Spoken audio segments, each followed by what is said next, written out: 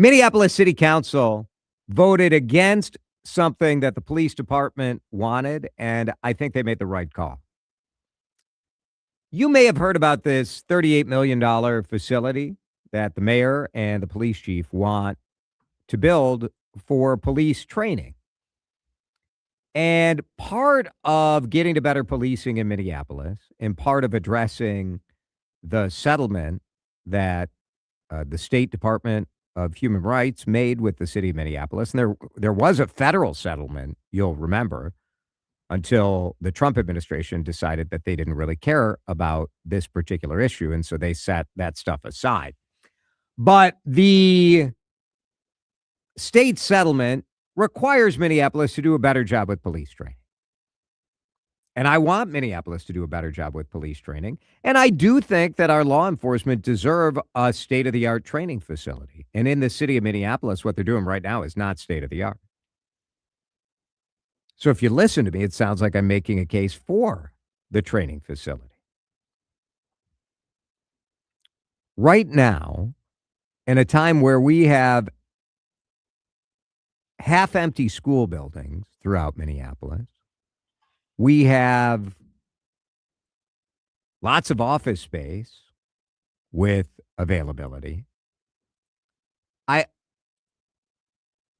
think it's the wrong time to be buying land in the city of Minneapolis and hoping you'll find that $38 million later.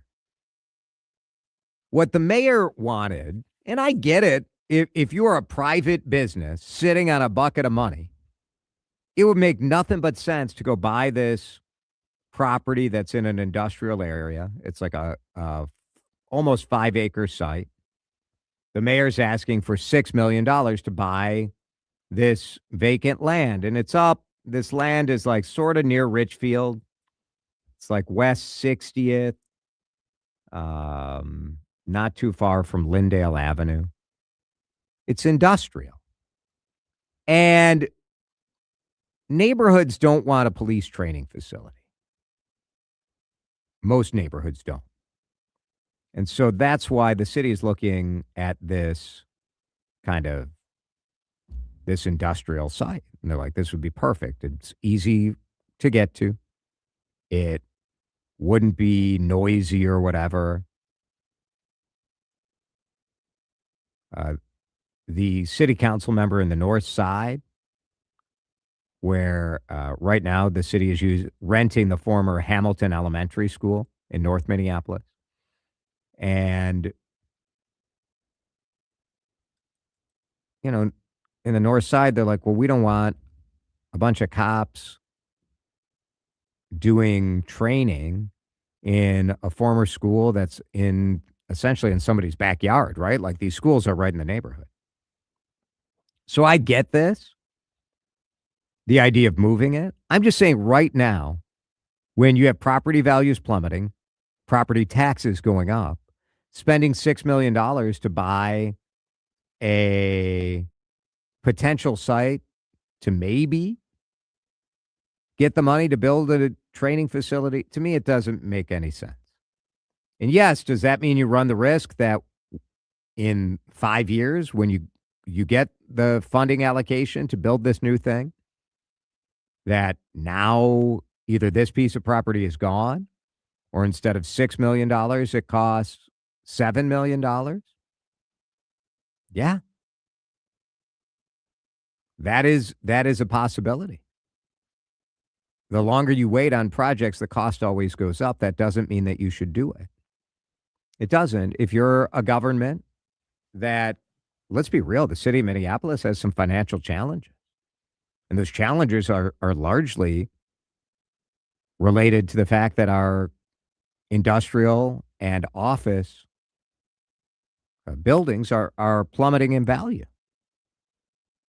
And so, I wish the haters of this plan didn't just display their disdain and hatred for the police so openly and nakedly. They've been calling this thing Cop City because they're children who are not serious about policy. every other uh, city that's been under one of these consent decrees with the federal government, part of the solution or part of the agreement they get to is like you have to do better training, and every one of those cities has had to build a new facility to comply. And we're probably going to have to build a new facility to comply. I guess I don't want to rule out, why not do this in downtown Minneapolis? I mean, I'm looking across the street at a former Ameriprise building that's empty right now. Can we figure out a way to believe me, I think downtown Minneapolis would welcome an influx of police officers showing up to do work. Like, let's do it in there.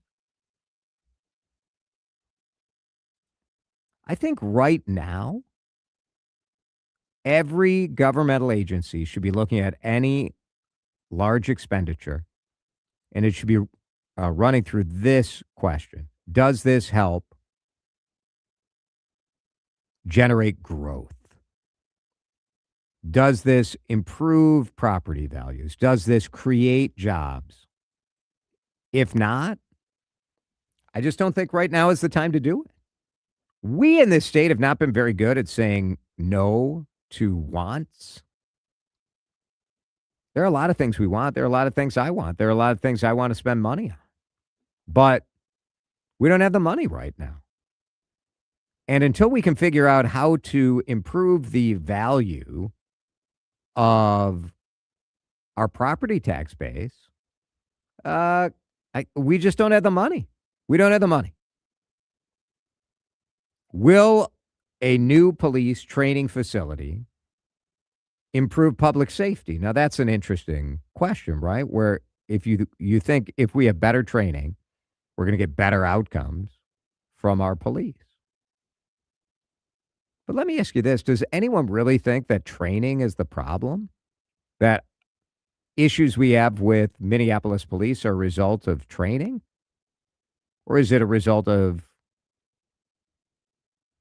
a million other things, right? Is it a result of hiring the wrong people? Is it a result of not holding people accountable when they screw up? Is it a result of allowing people with outdated views towards policing to still hang around in jobs? Like I guess those would be my bigger concerns. And to a certain degree, the fact that the federal government has decided they don't care about consent decrees lets Minneapolis a little bit off the hook in this regard. So if the thought was that we're going to build this thing because we have to, we don't have to. We really don't. Should we build it? To me, it feels like a want, not a need. Now, do I think if North Siders don't want police training to be going on essentially in their backyard? I do understand that. And I don't know how easily adaptable or what all of the things they need in this training facility. I'm just telling you, there is office space up the wazoo in downtown Minneapolis. You tell me you couldn't get a good deal? And I would love to have a couple hundred cops off and on showing up right here in downtown Minneapolis across from me. I would love it. I would welcome it. I'd love to see more cops walking around down here. And I think almost every office worker and every company would love to see that too. If I were a building owner, frankly, I'd give you the space, right? Like, absolutely. I'd build it out. Why wouldn't you? Why wouldn't you want that downtown? Now, I don't know why some of the people in the North Side don't want this.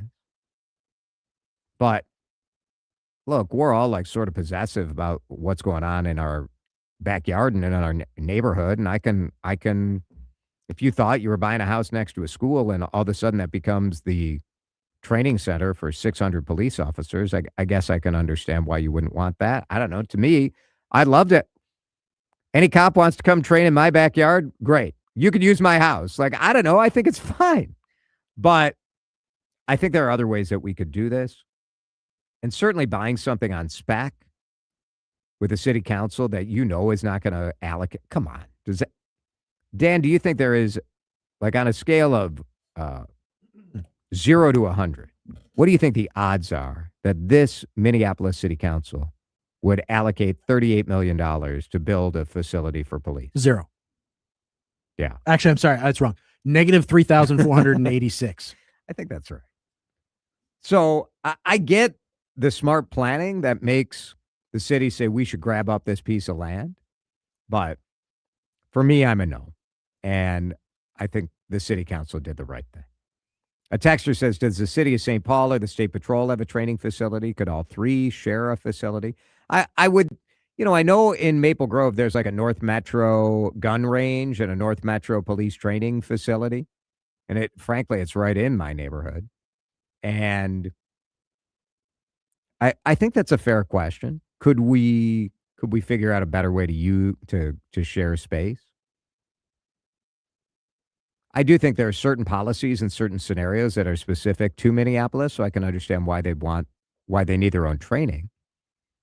But a texter says, yeah, they should buy an empty office building and train cops in downtown. 1,000,000% agree. I'm just trying to help, Dan. We're just trying. It's what you do. It's what we. It's what you do.